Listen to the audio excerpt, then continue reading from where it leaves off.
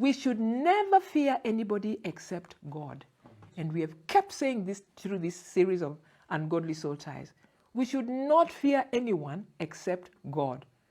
And although we are called to respect our bosses and supervisors, it is not in order to fear them. A person in authority who oppresses his or her subordinates and instills fear in them as a way of controlling them forges an ungodly soul tie. In the book of Ephesians, Paul talks about a relationship that can be loosely applied to the supervisor position in an office setting. Although Paul was talking about slaves and masters, I believe that there is an important principle that we can get from this passage. In Ephesians chapter 6 and verse 9, and this is what Paul is telling people who have others working under them. And masters, treat your slaves in the same way. At that time, there were slaves, there were masters, and there were slaves. It says, do not threaten them, since you know that he who is both their master and yours is in heaven. And with him there is no favoritism. So there should be mutual respect in every relationship for it to function as God designed it. At the other extreme are people who do not respect their bosses or supervisors. They brazenly disobey their bosses and talk to them in a way that is disrespectful. The Word of God is very clear when it comes to how we should relate to those in authority over us. 1 Peter 2:13 says, submit yourselves for the Lord's sake to every authority instituted among men, whether to the king as the supreme authority or to the governors who are sent by him to punish those who do wrong and to commend those who do right. There are people who feel indebted to their bosses to the point of idolizing them. Maybe the boss likes and favors them, and as a result, they put their security in their relationship with their boss instead of putting their security on God. They will do anything to keep their boss liking them. They know that as long as the boss stays in that company, their future is secured. So putting a boss or supervisor on a pedestal is ungodly and will forge ties with them that Satan may take advantage of.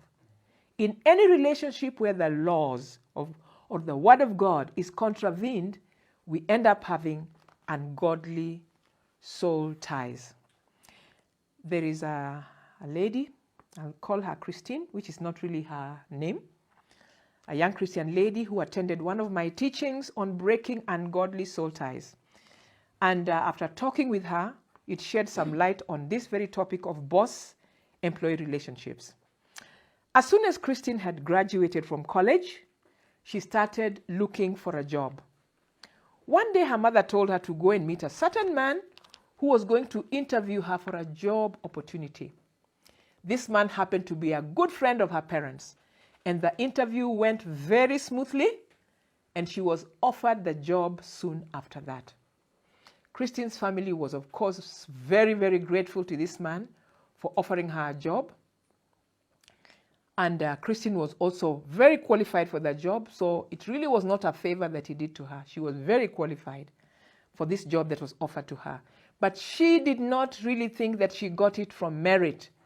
She felt indebted to her boss, who she felt gave her the job because he was friends with her parents. And she felt like he did her parents a very big favor by employing her, and so she needed to prove to him how grateful she was. As she worked in this company, several opportunities came up for Christine to get a better job, but she dared not think of leaving the company.